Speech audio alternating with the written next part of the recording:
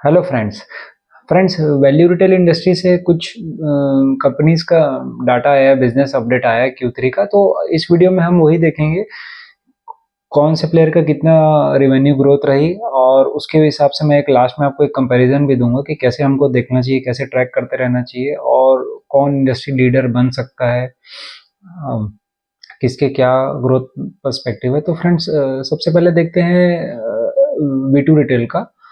और video start करने से पहले मैं फिर से आपको बताना चाहूँगा कि this video is only for educational purpose, और आप इसको किसी भी तरह का बायस एंड रिकमेंडेशन ना समझे। तो फ्रेंड्स, अभी हम सबसे पहले देखेंगे V2 रिटेल का कुछ डाटा है। तो अभी इसका डाटा देखिए, 590 करोड़ का रिवेन्यू आया बिजनेस अपडेट में इनका, अभी कुछ दिन पहले ही आया। तो इनका Q3 में YOY ग्रोथ आई करीब करीब 58% की, और सेम स्टोर सेल्स ग्रोथ भी बहुत ज़बरदस्त रही, 25% का ग्रोथ आया। और आप जैसे देखोगे कि Q2 में भी इनका पिछले कुछ क्वार्टर्स में, 3 4 5 क्वार्टर का आप डाटा निकाल के देखो तो कंटिन्यूस 50-60% से अबव का ही ग्रोथ कर रहे हैं। और लास्ट Q2 में भी इनका अराउंड 64% की ग्रोथ थी। तो ये कंसिस्टेंट परफॉर्म कर रही है कंपनी। और जैसे बाकी जो कंपनियां कुछ बोल रही डिमांड सॉफ्ट है, किसी का कोई इशू है, कुछ प्रॉब्लम है, लेकिन V2 रिटेल का ऐसा है कि इनकी कंपनी अभी, मतलब इनके मैनेजमेंट कभी नहीं बोल रही है कि management soft, sorry, demand soft है और आउटलुक नहीं है, डिमांड आउटलुक नहीं है उतना। ये अभी भी मतलब अपने डिमांड स्ट्रांग है, इसलिए तो इतने तेजी से ग्रो कर रही है। तो इसका सेल्स पर स्क्वायर फीट भी जो था पर मंथ का, वो Q3 का आया अराउंड 1219 रुपीज का। और लास्ट ईयर आप देखोगे Q3 का FY24 में तो 1085 का था। तो फ्रेंड्स, आप देख सकते हो कि सेम स्टोर सेल्स ग्रोथ भी बढ़ रहा है और सेल्स पर स्क्वायर फीट पर मंथ भी बढ़ रही है। काफ़ी अच्छा खासा ग्रोथ है इनके नंबर्स में। और कंपनी ने अभी बताया कि Q3 में इन्होंने 21 स्टोर्स ओपन किए, और तो इनका स्टोर काउंट लगभग लगभग 160 के आसपास जा चुका है। और टोटल 9 मंथ्स में, मतलब इस FY25 में इन्होंने टोटल न्यू स्टोर ओपन किए 45 के, और टोटल 2 स्टोर्स क्लोज किए हैं टोटल 9 मंथ में। इसके हिसाब से देखें तो 160 स्टोर काउंट इनका 31 दिसंबर तक 160 स्टोर काउंट बैठ रहा है। तो आप ग्रोथ देखोगे तो 40-45% के स्टोर एक्सपेंशन में भी ग्रोथ है, और सेम स्टोर सेल्स ग्रोथ भी 25% का है। तो इसीलिए कंपनी कंसिस्टेंटली 50-60% से ग्रो कर रही है अपने रिवेन्यू। और फ्रेंड्स, आप अब हम देखते हैं वी मार्ट का। वी मार्ट का डाटा इनका कैसा रहा। तो आप देखो कि वी मार्ट का जो ऑफलाइन वाला डिपार्टमेंट है, मतलब वो उसकी रेवेन्यू ग्रो हुआ है करीब 70%, 17% के आसपास, 17-17%। और ऑनलाइन उसने जैसे ऑनलाइन जो एक्विजिशन किया था उसमें कोई ग्रोथ नहीं आया, वो एक्चुअली अभी ढंग से ऑपरेशनल ही नहीं हुआ है। तो कंसोलिडेटेड लेवल में आप देखोगे तो 16% से ही ग्रोथ आई है वी मार्ट की। और वी मार्ट का यही रीज़न था कि दुर्गा पूजा पहले आ गई, दिवाली मतलब जो भी हमारे फेस्टिवल्स रहते हैं वो थोड़े से शिफ्ट हुए हैं, तो Q2 में उसका इजाफा ज़्यादा रहा, मतलब ग्रोथ में ज़्यादा, सेल्स रेवेन्यू ज़्यादा हुआ, इसीलिए इधर Q3 में कमज़ोर रहा। लेकिन मुझे प्रैक्टिकली देखूँ तो वी मार्ट का जो स्टोर काउंट भी है अराउंड 49 के, सॉरी, 488 के आसपास है, मतलब 490 के आसपास है। तो उसका पूरी पैन इंडिया में स्टोर्स हैं। और मुझे नहीं लगता कि आप उसको कोई दुर्गा पूजा, जैसे अगर वेस्ट बंगाल में जैसे स्टाइल बाजार है वो वेस्ट बंगाल में कॉन्सेंट्रेटेड है, तो वी मार्ट को कोई फर्क पड़ना चाहिए दुर्गा पूजा फेस्टिव सीजन से। खैर, ये उनका अपना रीज़न था। तो इनका आप देखोगे सेम स्टोर सेल्स ग्रोथ भी ज़्यादा नहीं रही, 12% के आसपास ही रही। और कंपनी ने लगभग लगभग Q3 में जो ओपन किए 21 न्यू स्टोर्स, और 49 स्टोर्स इन्होंने टोटल 9 मंथ में ऐड किए FY25 में। और आप देखोगे कि एक्चुअली वी मार्ट का क्या चल रहा था ना, कि इसने कोविड के समय से ही बहुत सारे एक्विजिशन कर दिए थे। और इनका जो, आप बोल लो कि मतलब एक अंधाधुन, मतलब एक्सपेंशन के चक्कर में जो इन्होंने गलत प्ले किया, और बहुत सारे स्टोर्स इनके बंद भी हो रहे थे, लॉस मेकिंग थे, तो इन्होंने पिछले 1-2 साल में बहुत सारे अपने स्टोर्स भी बंद किए हैं और इस साल भी इनका जो है 5 स्टोर्स इन्होंने 9 मंथ्स में क्लोज किए हैं और आने वाले समय में ये एक्सपेक्टेशन है कंपनी की, अब वो ज़्यादा स्टोर क्लोज नहीं करेगी, प्रॉफिटेबल के ऊपर है बाकी जो स्टोर्स है। लेकिन आप उसके हिसाब से स्टोर एक्सपेंशन का रेट देखो तो 48 अगर काउंट है, 48 मतलब 488, सॉरी मैं बार बार 48 बोल दे रहा हूँ, 488, तो इनका न्यू स्टोर्स जो है 50 के अराउंड है, तो स्टोर एक्सपेंशन भी 10% के आसपास ही है और इतना मतलब सेम स्टोर सेल्स ग्रोथ भी नहीं, इसीलिए इसका उतनी ग्रोथ हमको नहीं दिखी 17% के आसपास। और अब हम बात करते हैं स्टाइल बाज़ार की। स्टाइल बाज़ार का हमने डिटेल वीडियो भी बनाया था और जिसमें हमने पूरे बिजनेस मॉडल डिस्कस किया था और ये बेसिकली वेस्ट बंगाल और असम बेस्ड कंपनी है। कोलकाता में काफ़ी इसके स्टोर्स हैं, उसी रीजन की बिलोंग करती है कंपनी।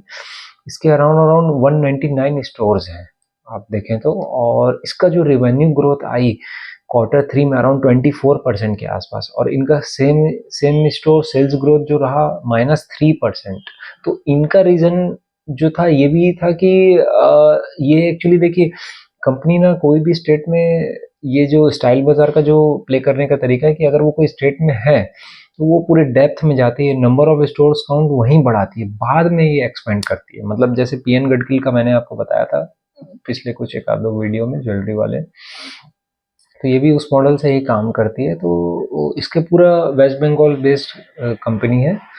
तो दुर्गा पूजा के नाम से इसको काफ़ी इफेक्ट आया। इसका जो Q2 में इसके सेल्स बहुत तगड़े थे, 60-65% से ग्रोथ था और उसके जो मतलब जो सेल्स है वो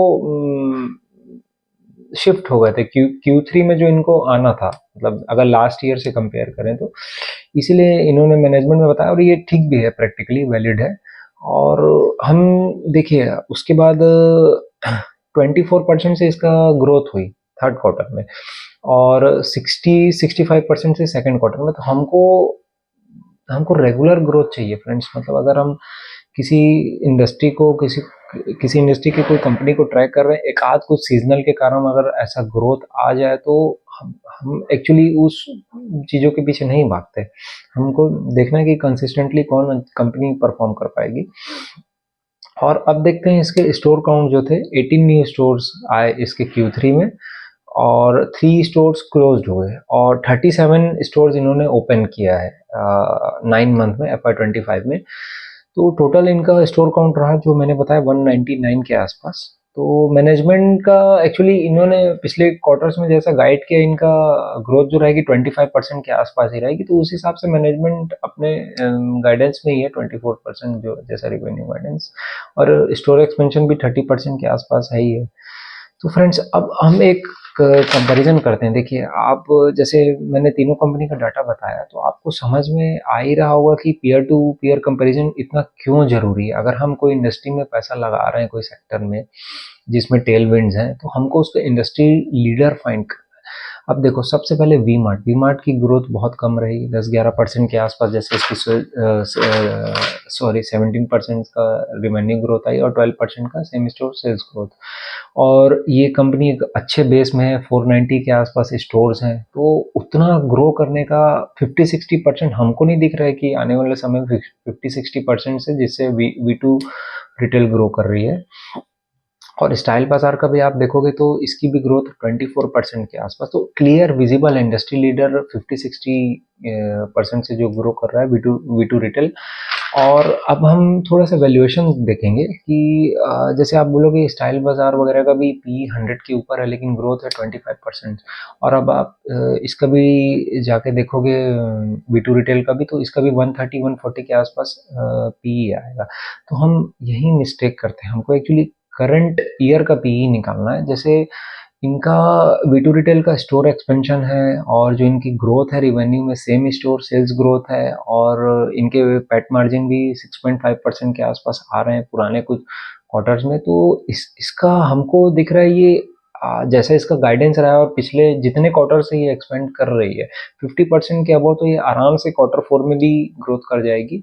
और हमको दूसरा एक और भी हम देखना जरूरी है कि इसका पैट कितना आ रहा है Q3 में, क्योंकि इसको ऑपरेटिंग लिवरेज मिलने के अच्छे खासे चांसेस है ऑपरेटिंग लिवरेज मिलने के। क्यों? क्योंकि अब देखो ये स्टोर एक्सपेंड कर रही है, खर्चा कर रही है, डेप्रिसिएशन और इंटरेस्ट कॉस्ट वगैरह इसका है, जैसे काफ़ी था इसका, और धीरे-धीरे अपने डेप्रिसिएशन भी रिड्यूस कर रही है, तो सीधा-सीधा पैट में हमको दिखना चाहिए कि पैट मार्जिन ऐसा एक हमारा मतलब जितना अभी एनालाइज़ किया हुआ है, जितना मैनेजमेंट ने कॉल में अपना बताया, अपनी कमेंट्री दी, उस हिसाब से लग रहा है कि इसको ऑपरेटिंग लिवरेज मिलनी चाहिए आने वाले कुछ क्वार्टर्स में। क्योंकि क्या है, मैनेजमेंट भी बहुत बुलिश है और वो मतलब वो भी बोल रही है कि आरओई का नंबर भी ये ऊपर लेके जाएंगे। अभी 10% के आसपास जैसे इसकी आरओई रही पिछले क्वार्टर्स में। और इंडस्ट्री लीडर के आप जो ट्रेंड वगैरह थी, जो देखोगे तो आप उसको तो 1000 से अबोव स्टोर्स हैं, तो उसका आरओई आरओसी भी मतलब 20-25% के अबोव ही है। ये भी बोल रहे हैं कि इंडस्ट्री लीडर को ये टच करेगी। तो हमको क्लियर विजिबल है वी टू रिटेल अभी सबसे तेज, मतलब अगर कोई कार की रेसिंग हो रही है तो सबसे तेज स्पीड से भाग रही है। और वैल्यूएशंस वाइज देखो तो इसका आप पैट वगैरह का एक मैंने कैलकुलेशन किया था, मोटा मोटी 80-90 के आसपास ही, 80 to 90 के आसपास ही पीई आएगा इसका FY25 में, अगर पैट मार्जिन हम लोग कंजर्वेटिव साइड भी लेके चलें, जैसा ये ग्रोथ है सेल्स इसका 50-60% उसके हिसाब से। तो फ्रेंड्स, हमको ऐसे ही पीयर टू पीयर कंपैरिजंस करना है, हमको इंडस्ट्री लीडर फाइंड आउट करना है, और सबसे ज़रूरी है कि हमको कंटिन्यूस ट्रैकिंग चाहिए। हम कोई भी देखो वीडियो में हम एक बार कोई कंपनी को एनालाइज कर दिए, उसको छोड़ दिए तो फिर मतलब नहीं है। हम हमारे कोशिश यही रहेगी कि हम हर वीडियो में, हर क्वार्टर्स में जो भी हम बिजनेसेस कवर करेंगे हमारे वीडियोस में, उसको हर क्वार्टर में हम ट्रैक करके आपको उसके नंबर शेयर करके पीयर टू पीयर कंपैरिजन करके बताएंगे। तो फ्रेंड्स, आज के लिए इतना ही, और प्लीज़ इसको आप एजुकेशनल के पर्पज से ही लें, कोई बाय या सेल रिकमेंडेशन के हिसाब से ना लें। फ्रेंड्स, मिलते हैं नेक्स्ट वीडियो में। Thank you. जय हिंद।